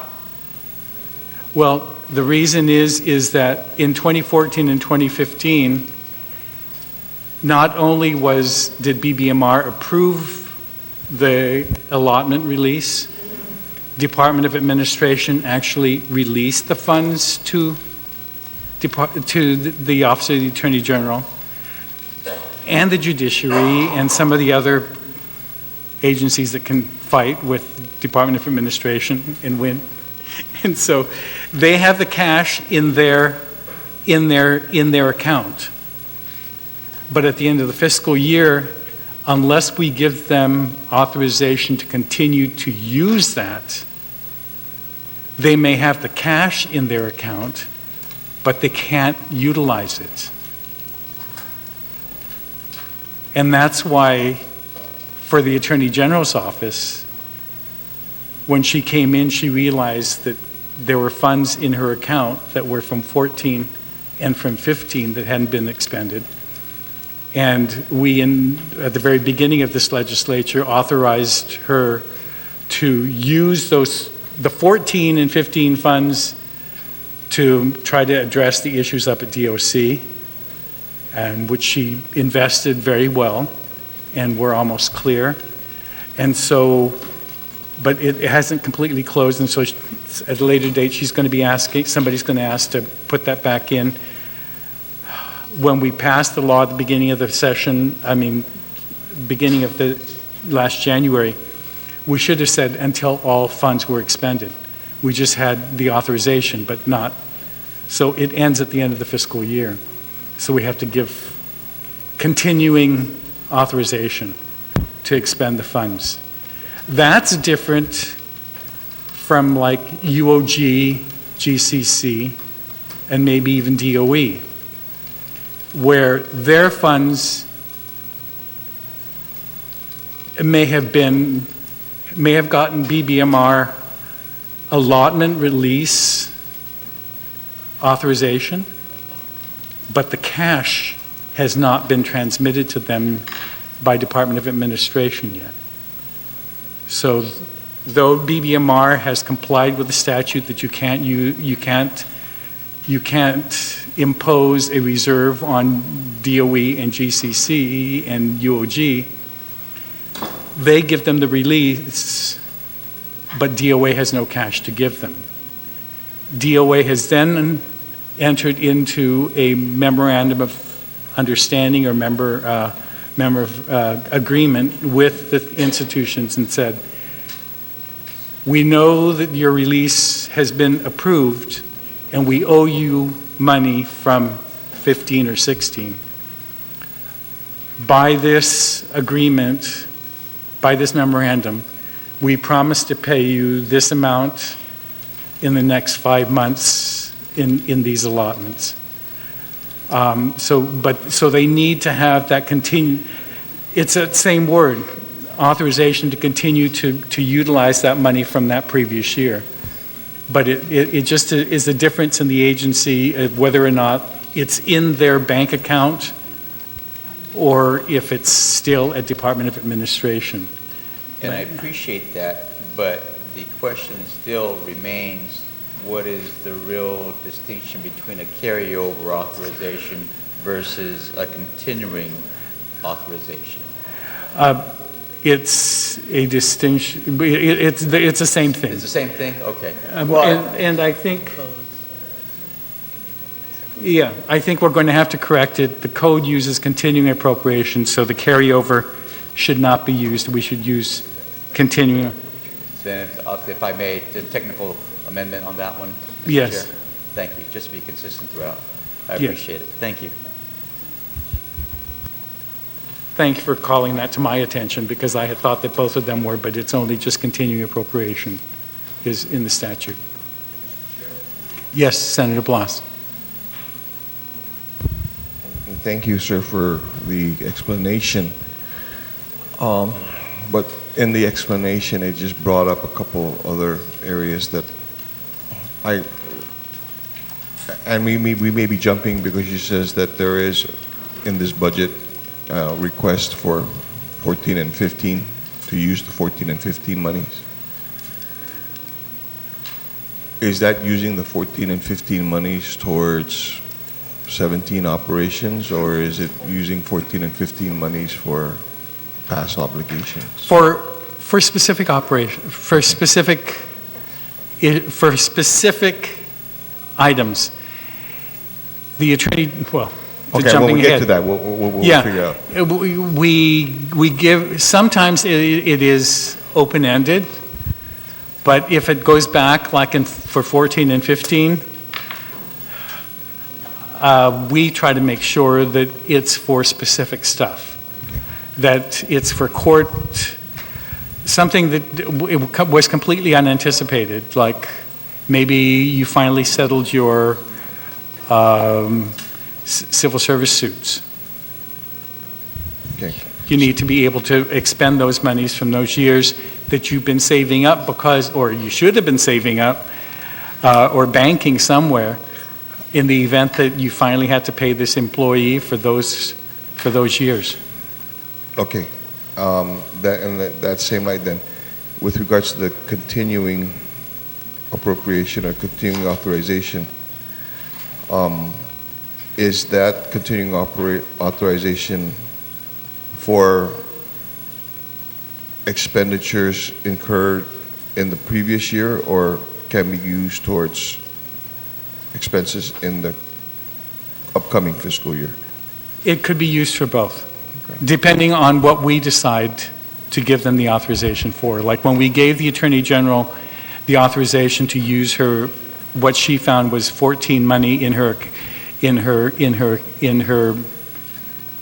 account, it was specifically for the consent decree at DOC.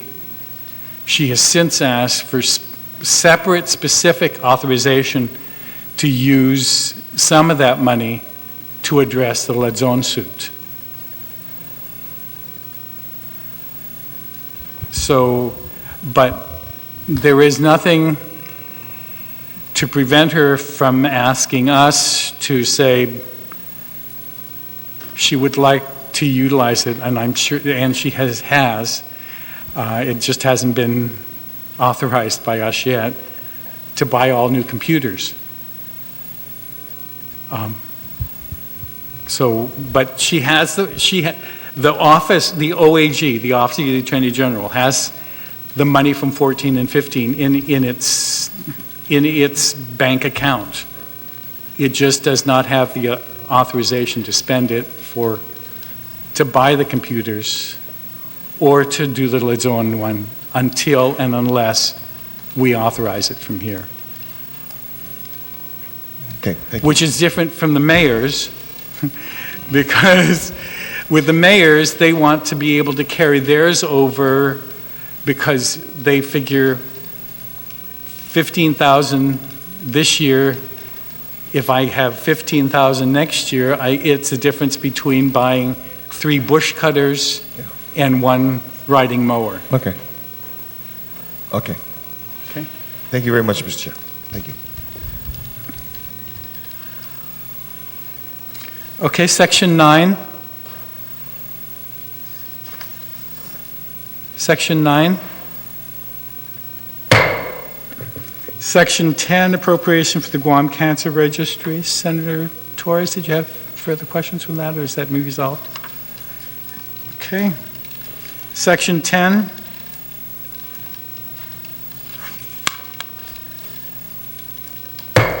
Section 11. Oversight Chair, Senator Nicholas, want to address this? Neither?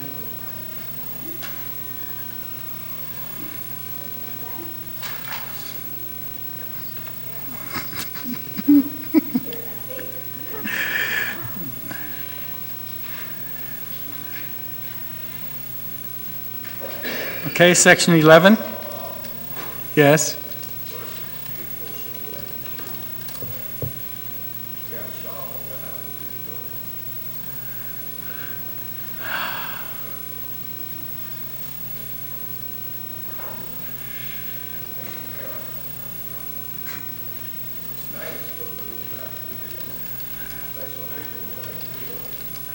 I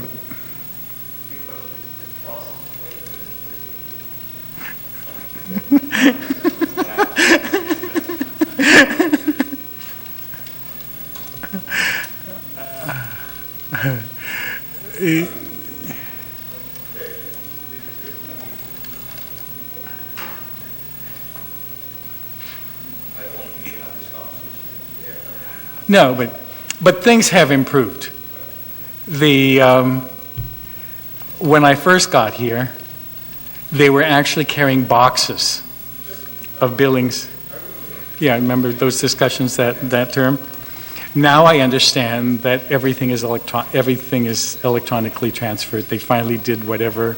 They finally came into the 21st century and had no use for paper anymore, or at least that's what they've assured me.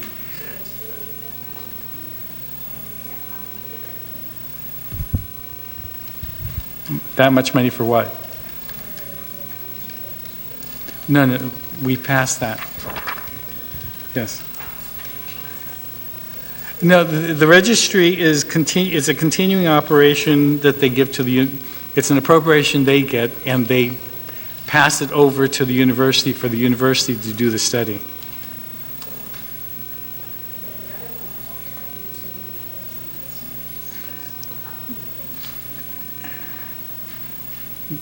No, this is for the registry they keep all of the stats. Remember that doctor that used to be up at the university that was keeping all the stats on?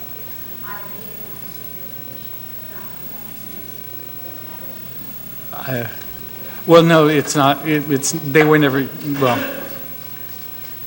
that was the amount that they sent us. And if at the hearing we asked the question, then we could answer the question. Oh, I know. We got through 10 and we're at 11 on prompt payment. Any questions on the prompt payment? All right. Section 12, Office of Minority Health. Senator Nicholas. Thank you, Mr. Chairman. Just a question.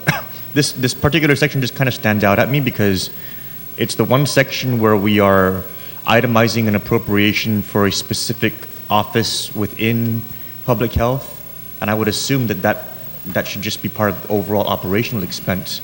But we're specifically ensuring that this operational expense has an earmark, and so I'm just curious as to why this isn't just part of the overall operating expenses of public health, and why is it instead carved out with a specific earmark? Initially, I think it was to make sure that there was a commitment by the local government to, as its share of the operation of that office, to get the funds that they get from HHS, Office of Minority Health. But if you want to strike it,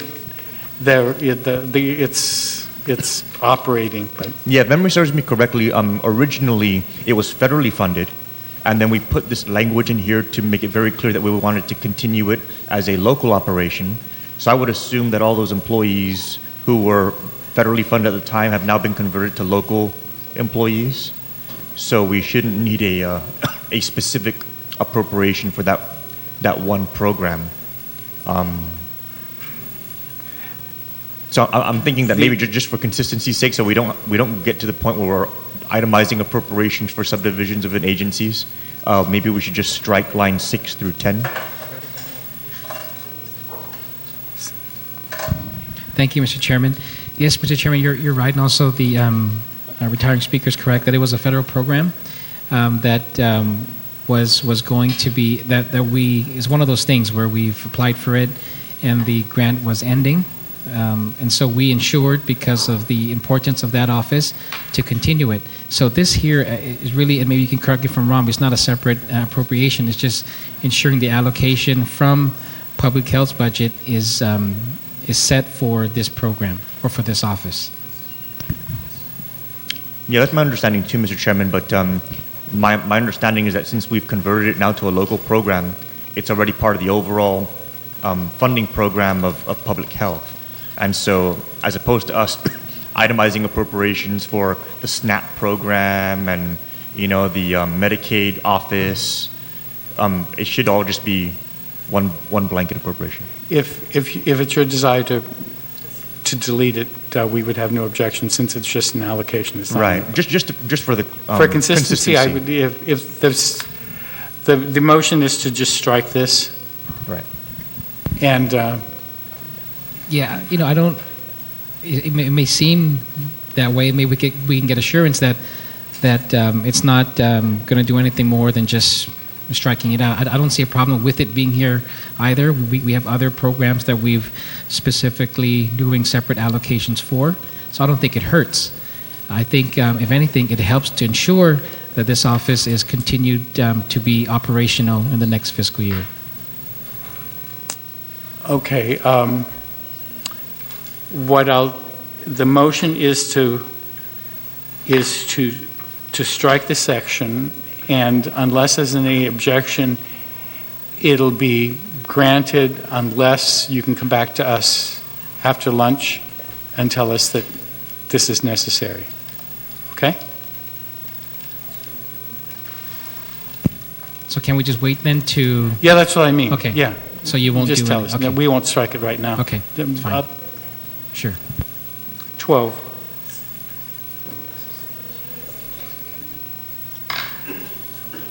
(13) 12 has been bookmarked until he can bring me an answer. 13, Division of Environmental Health.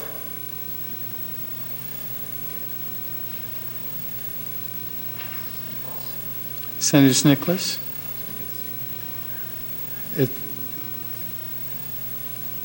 I believe, do either one of you would want to address this, or it's the same issue? Just a question, Mr. Chairman.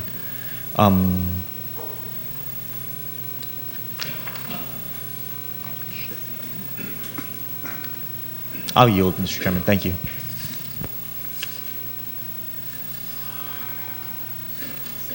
(13) Oh, can I ask a question? Go ahead.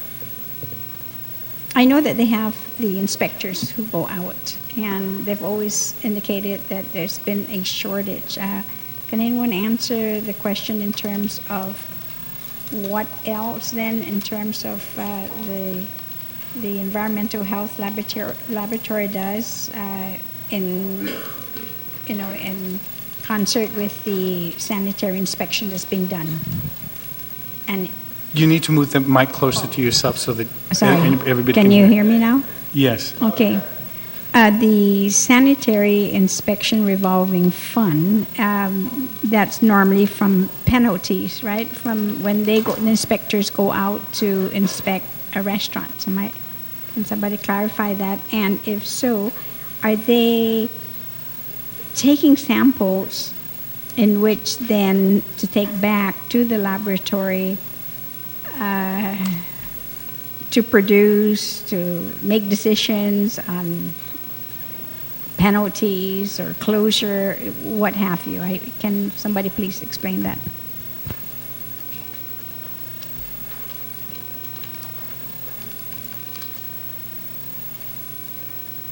Senator Rodriguez?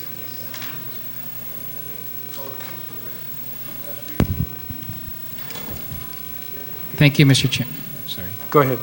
Yeah, thank you, Mr. Chairman. So, the Sanitary Inspection Fund is a fund that was created to, and I'll read it to you here. which shall be accounted for separately from general fund and shall not lapse at the end of the fiscal year, but should not roll over into use by the public health for the overall cost of conducting sanitary inspections of temporary workforce housing and other required inspections that it deems necessary. But you want to know where this the money comes from, right? Yeah, these are from fees that are paid for sanitary permits.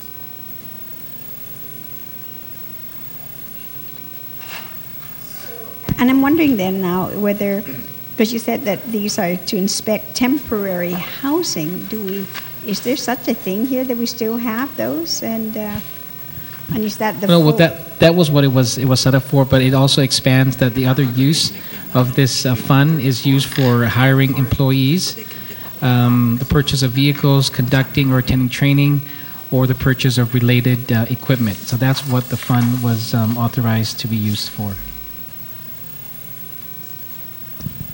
Only because I know that this is for this year's budget and there's not enough time to plan this, but I think this might be something that we really need to have a discussion on. This similar to the Office of the Minority Health, and then here, because we don't have these type of temporary housing that we need to have inspectors go out, because I thought at first that this could be monies to assist the investigators or inspectors who go out to give permits to these restaurants to make sure that it is sanitary, but it's apparently not. So I'm asking the chairman that maybe I know it's kind of late now, I don't know, but since we are bookmarking 12, could we do the same for 13 too?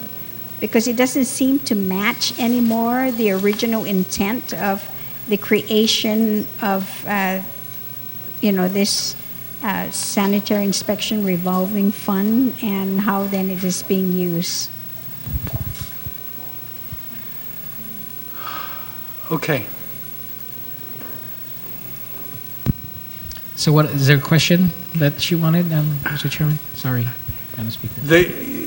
It would seem to me that at least if one is to believe The Economist, that the buildup is coming, and that's why everybody's planning, that there is going to be a need for someone somewhere to be able to inspect the temporary housing if and when it happens. And until such time as that's finally put to rest, that it is or it isn't coming, I think we've got to provide for that.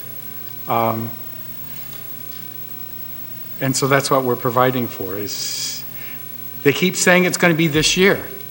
Every year it keeps saying it's this year. It's like saying then, in essence, what you're trying to say is that yes, it's planning for, but then it's sitting there because idle, so to speak, because it's not yet happening.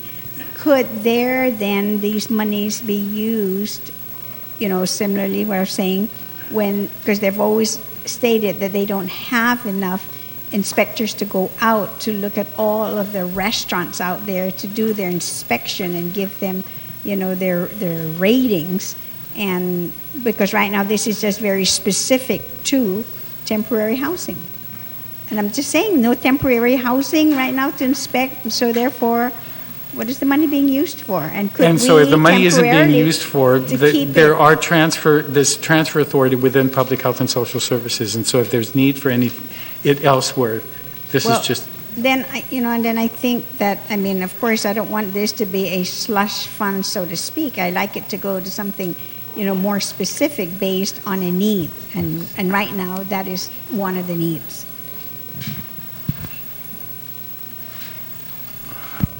I have an amendment to make, just a technical amendment, Mr. Chair, that the amount that's reflective here, 124,077, should reflect the correct amount that's reflected on page 32, line 16, which is 134,588. Okay. What I'll do is I'll bookmark this. Okay. First is the technical amendment to 134, which I don't imagine anybody's going to object to, since it was in Section 1. But As it relates to this one,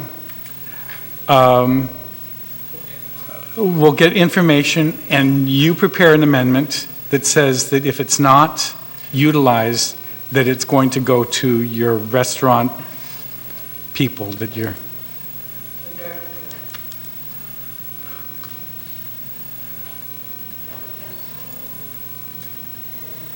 Okay, so after lunch we'll get...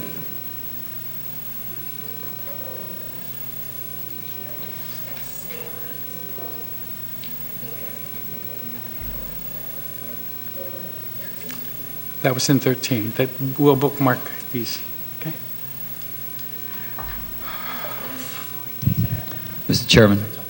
Oh, Senator Haddad. Yeah. You know, I think I was the one that introduced that bill.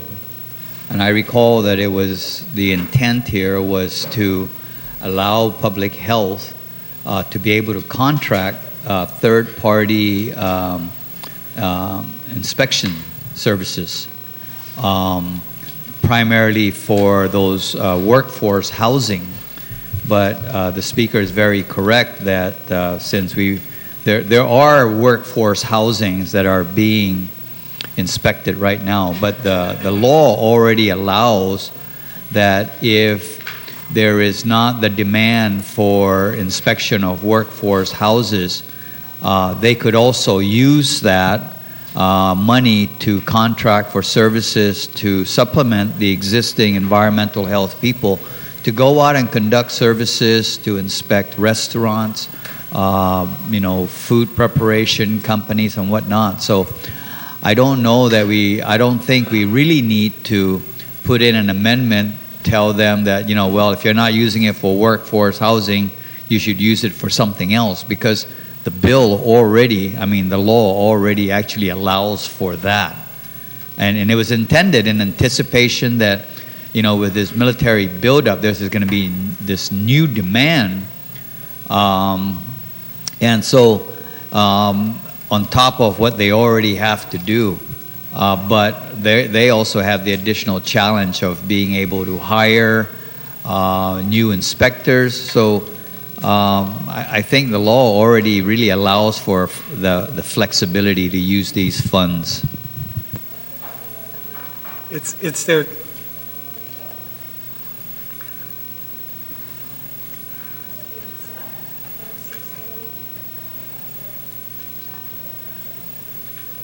Okay, so she'll check that, and since you're the one that's going to want to address the next one, do you have your amendment for 14?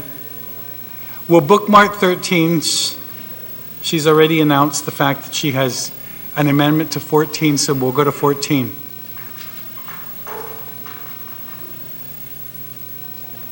Yeah, you check 13, but we're on 14 now, which is the section that you wanted an amendment on, or at least...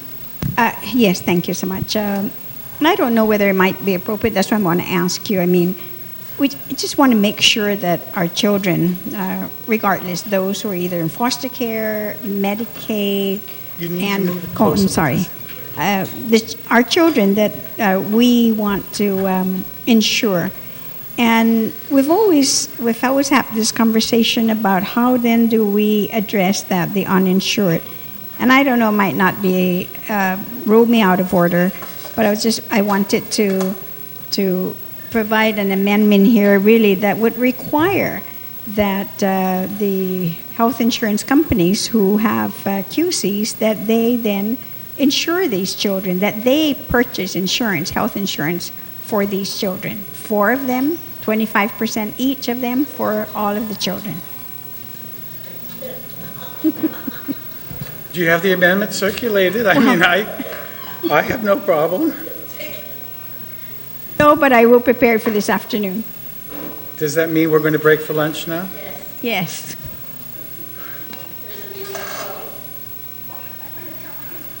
All right, we're on 14, and I believe this, Senator...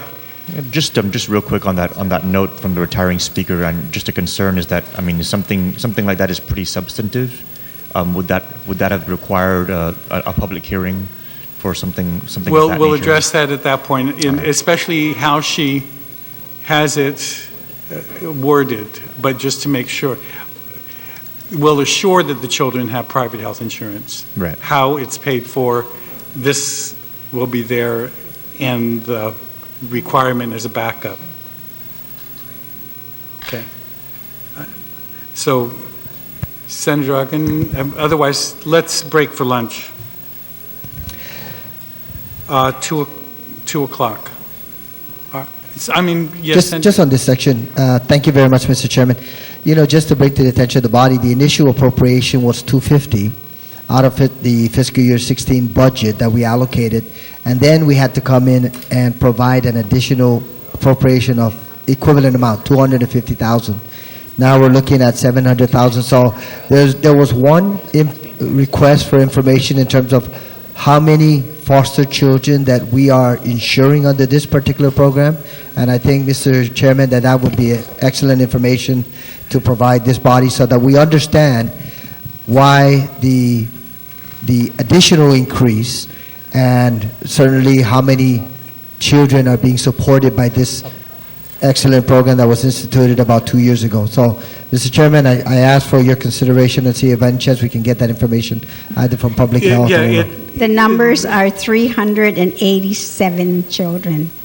214 active and inactive foster children as of July 19, 2016, and 173 total active foster children as of July 19, 2016. Thank you very much, Mr. And Chairman. the Thank you, number Madam Speaker. fluctuates, and according to Public Health and Social Services, the insurance is costing $292.37 per month per child. Yes, per month per child. $293.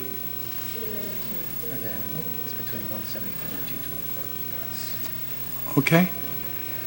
And so prepare your amendments, get us the answers 12 and 13 so we can close this chapter on public health.